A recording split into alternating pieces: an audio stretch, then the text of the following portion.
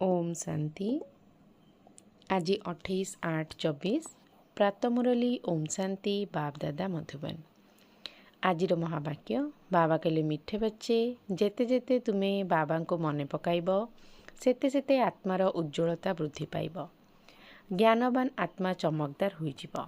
आजिर प्रश्न माया केउं भली पिलामानंकु टिके भी हैरान करि परिब नाही। उत्तर जो माने पक्का जोगी जो माने जोग बल द्वारा निजर समस्त कर्मेन्द्रिय को शीतल करिछंती जो माने सर्वदा जोगयुक्त होई रहिबा पई पुरुषार्थ करुछंती सेमानंकु माया टिके भी हैरान करि परिब नाही। जेतेबेले तुमे पक्का जोगी होई जिवो सेतेबेले जाई योग्य कुहाजिब। योग्य हेबा पई प्रथमे पवित्रता आवश्यक। धारणा पई मुख्य सार वर्तमान उत्तम पुरुष हेबा पई जोगबल आधार रे आत्मा को पवित्र करिबाकु हेबो। कर्मेन्द्रिय मानक द्वारा कौनसी विकर्म करिबार नाही।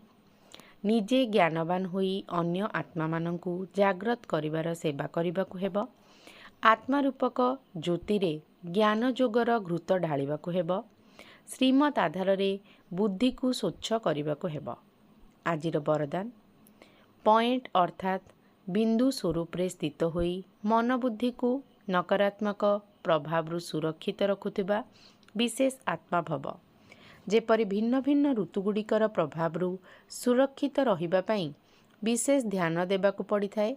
वर्षा ऋतु आसिले छता रेनकोट आदिर व्यवस्था करिथांती। शीत ऋतु आसिले गरम पोशाकर व्यवस्था करिथांती। सेही भली वर्तमान समय रे माया मन बुद्धि रे नकारात्मक भाव उत्पन्न करिबार कार्य करुची। सेथिपाई विशेष सुरक्षार उपाय अवलंबन कर। तेबे एहार सहज उपाय हैला एकमात्र पॉइंट अर्थात बिंदु स्वरूप रे स्थित हेबा। कौनसी कथारे आश्चर्यर चिन्ह बा प्रश्नवाचक चिन्ह लगाइबा परिवर्ते बिंदु लगाई देबा अर्थात विशेष आत्मा हेबा। आजिर स्लोगान आज्ञाकारी तांको कुहाजिब जिए प्रत्येक संकल्परे प्रत्येक बाणी रे एवं कर्म रे जी हजूर अर्थात हाँ जी करिथांती। ओम शांति।